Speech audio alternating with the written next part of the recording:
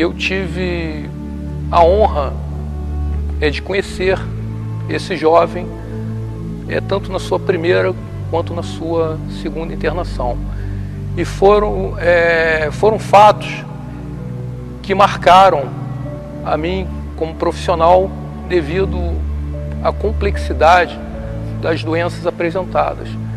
E devido também, não somente à complexidade, mas também pelo fato de ter sido doenças em que eu vi que todos os pacientes tinham falecido, né, sido consumidos por essa doença. E chegou para mim, na primeira vez, no ano de 2010, um jovem, era bastante forte, né, tal. Ele estava deitado na cama, com um semblante um pouco triste, tal. E eu perguntei para ele, né, se estava tudo bem. Aí ele falou para mim, não está tudo muito bem não, porque eu estou 17 dias sem comer. Ele estava em dieta zero há 17 dias e aquilo me chamou a atenção. Eu falei, nossa, 17 dias, então, ele 17 dias sem comer. E eu perguntei para ele, você está com pancreatite? Ele, sim, pancreatite. Aí logo na minha mente veio, né, aquela imagem, nossa, todos os pacientes que eu conhecia anteriormente, sim, durante todo o meu tempo de formação, todos tinham ido a óbito. E eu pensei comigo, né, que seria mais um, né, porque era, pela estatística, seria o mais provável, né? E o Anderson, ele teve alta, ele ficou curado, tal, melhorou, e depois de alguns anos depois o Anderson retornou, internado lá na Clínica Médica B, mas com outro problema, uma outra doença, né? Leucemia mieloide M3, né? Do tipo M3. Desde o início da sua internação, nós percebemos uma doença muito grave, né? Pelos dados clínicos, pela situação toda até mesmo que os médicos passavam, nós víamos que ia ser uma grande dificuldade.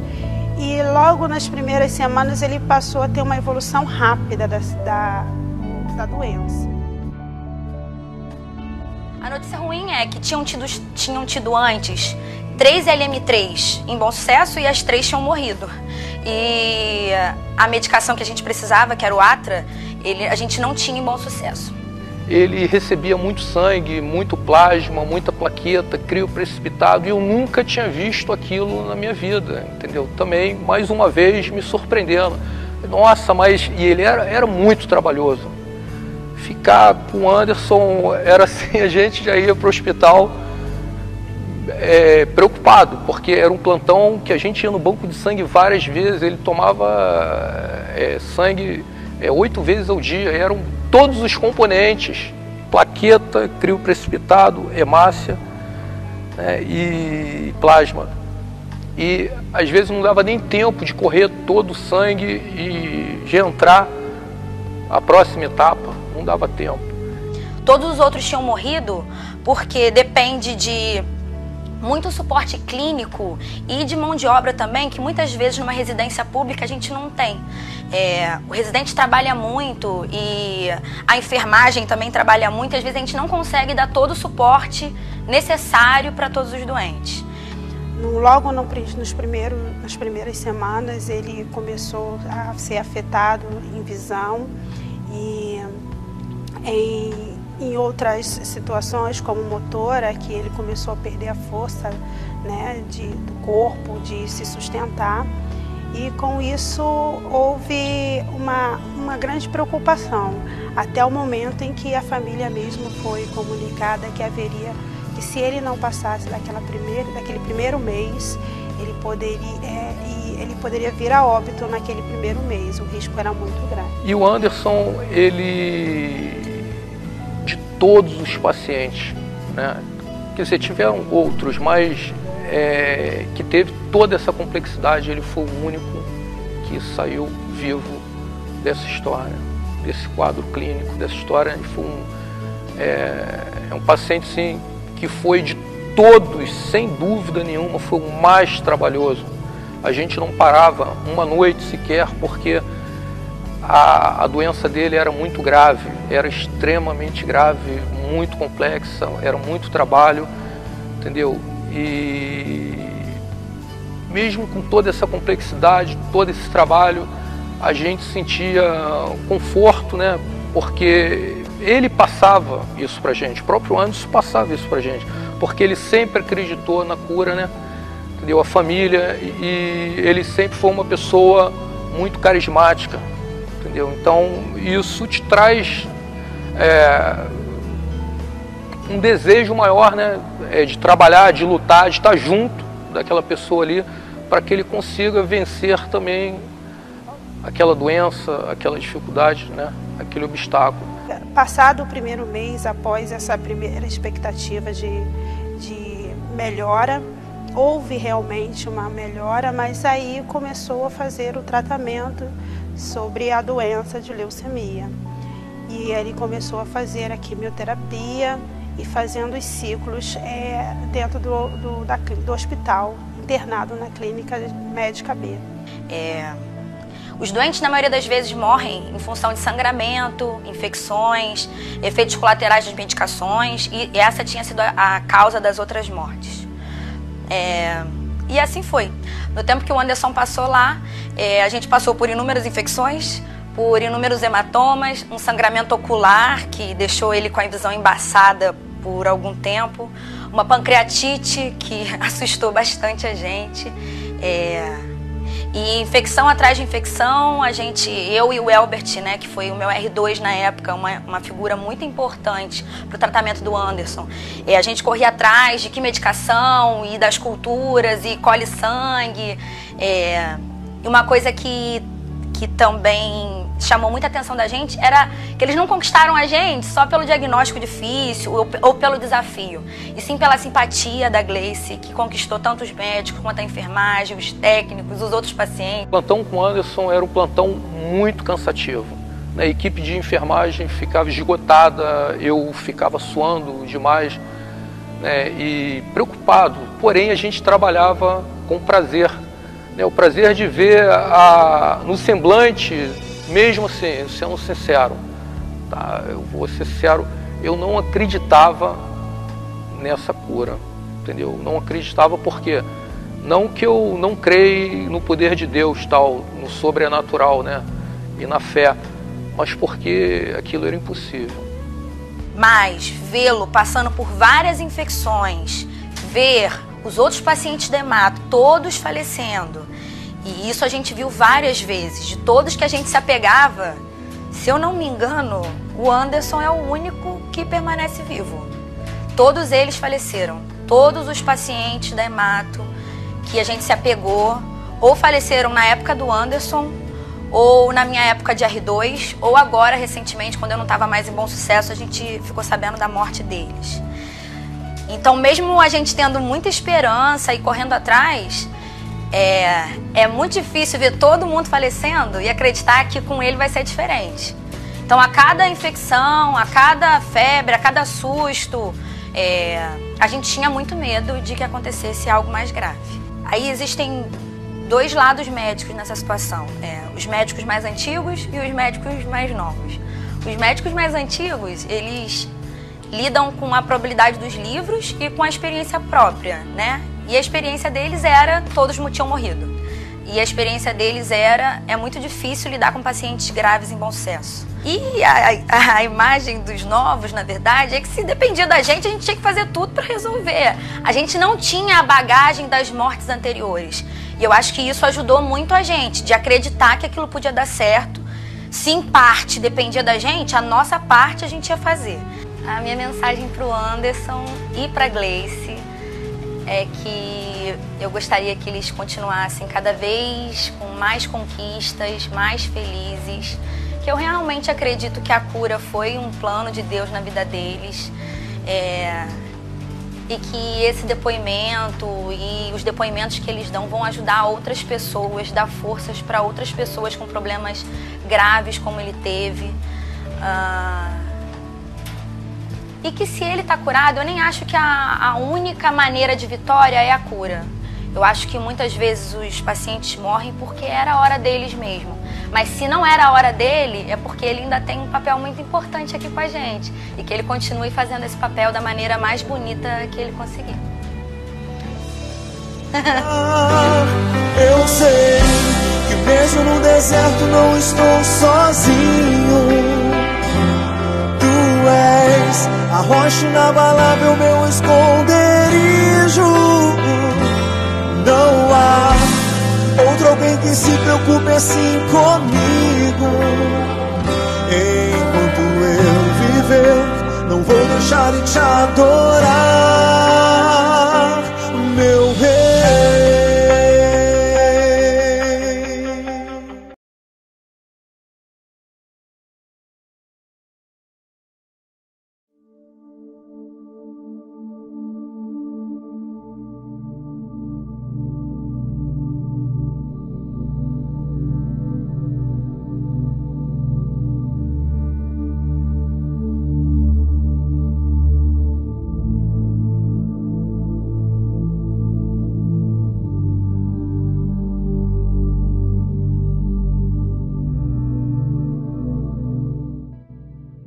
Bom, essa doença chegou num momento bastante complicado.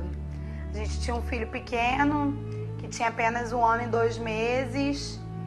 E daí você receber esse diagnóstico, essa palavra câncer, é uma palavra bem pesada, né? Que por si só já assusta, sem você saber que tipo, onde e como ela chegou até você. Mas a palavra já é uma palavra pesada. Então, quando a gente recebeu esse diagnóstico, a gente ficou um pouco assustada, é claro. De primeiro momento, eu pensei, será que eu vou ter meu marido por quanto tempo? Será que ele vai ser curado? E a gente pergunta muitos porquês, pra quês, muito será. E isso realmente assustou muito a gente. Só que a gente tinha uma certeza, uma convicção que fez toda a diferença. A gente sabia que os médicos poderiam dizer qualquer coisa, que a estatística era 0%, que as chances que ele tinha eram nenhuma, que nenhum paciente tinha sobrevivido, mas a gente tinha uma certeza dentro da gente que era a convicção de que Deus podia todas as coisas e que os médicos poderiam falar qualquer coisa, mas que a última palavra era de Deus. Mas aconteceu algo assim interessante no processo de tratamento do Anderson.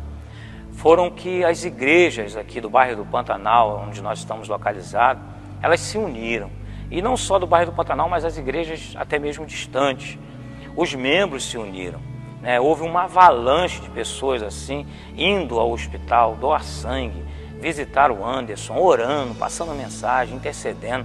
E nós vemos assim que se cumpriu ali a palavra de Deus, que diz que na comunhão dos santos o Senhor ordena a bênção. Temos visitar o Anderson, né? E a gente fica naquela preocupação, vou visitar uma pessoa enferma, eu tenho que levar uma palavra, eu tenho que levar alguma coisa. Aí às vezes nós íamos e ficávamos às vezes até sem o que falar, porque o que saía da boca dele eram palavras de afirmação, de que Deus ia curá-lo, e eram palavras, né, diretas, certas, e palavras assim, com uma confissão assim, de uma esperança, uma fé muito grande, a ponto dele ter dito para o nosso pastor presidente: pastor, eu estou preparado, se Deus quiser me curar, Ele vai me curar, e se Ele quiser me levar, Ele vai me levar.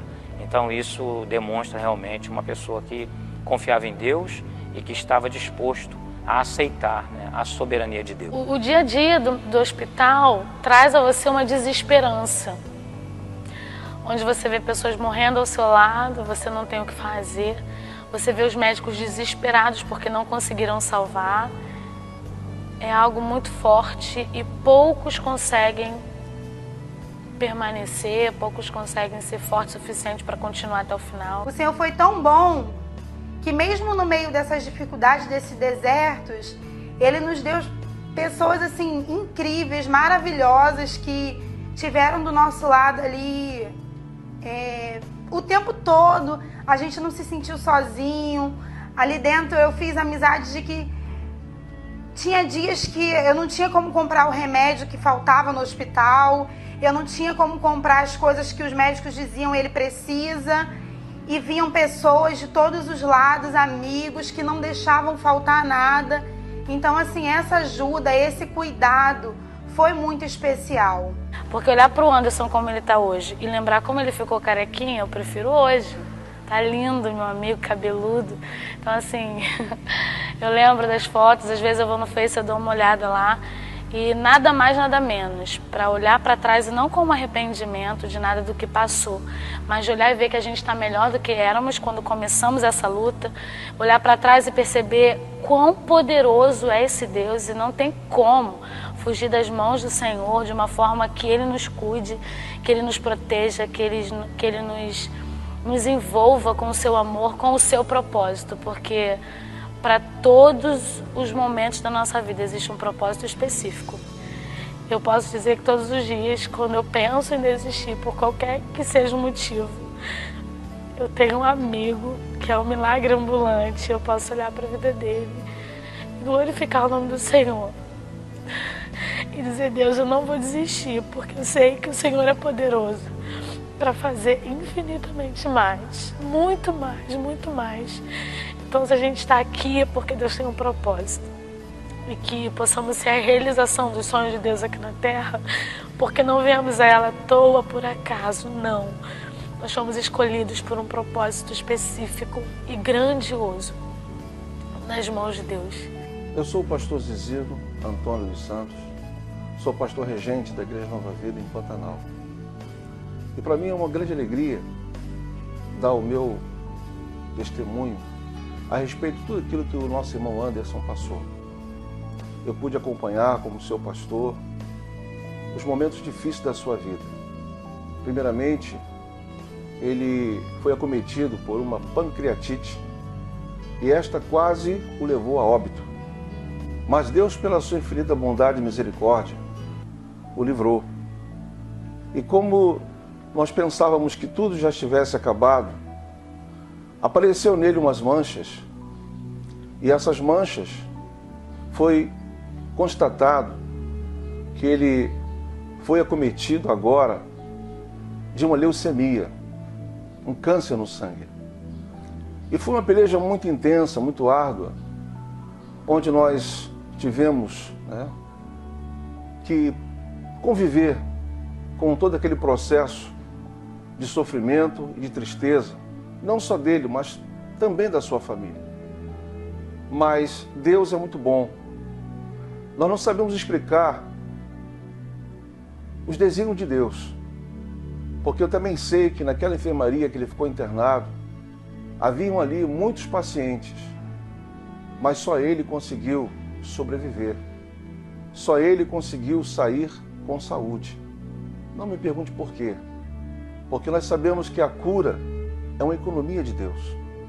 Deus, ele faz com quem quer, a hora que quer, a vontade é dele, porque ele é Senhor. Mas eu fico muito feliz por o Anderson ter sobrevivido, ter saído ileso de toda aquela situação de sentença de morte. E eu quero recitar a parte A do versículo 71 do Salmo 119, quando o salmista diz: foi-me bom ter eu passado por todo momento de aflição. É claro que o salmista, ele aprendeu. E eu tenho certeza também que o nosso irmão Anderson aprendeu, e todos nós aprendemos junto com ele, de valorizar mais a vida, de ser mais solidário uns com os outros, porque a vida passa numa rapidez muito grande. A vida ela é comparada como uma flor que nasce, bate o vento, o sol, e aquela flor ela murcha e morre. Isso para mostrar que a nossa vida aqui sobre a terra é muito transitória. Então, eu espero que você que está assistindo esse vídeo, que você entenda que sem Deus nós não somos nada. Com Deus nós podemos todas as coisas. E eu agradeço a Deus pela oportunidade que Deus deu ao Anderson de poder estar vivo, de poder contribuir o máximo que ele puder com o seu reino. Que Deus seja louvado.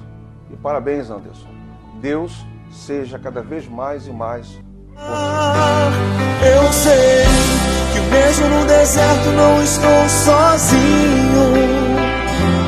Tu és a rocha inabalável, meu esconderijo. Não há outro alguém que se preocupe assim comigo. Enquanto eu viver, não vou deixar de te adorar, meu rei.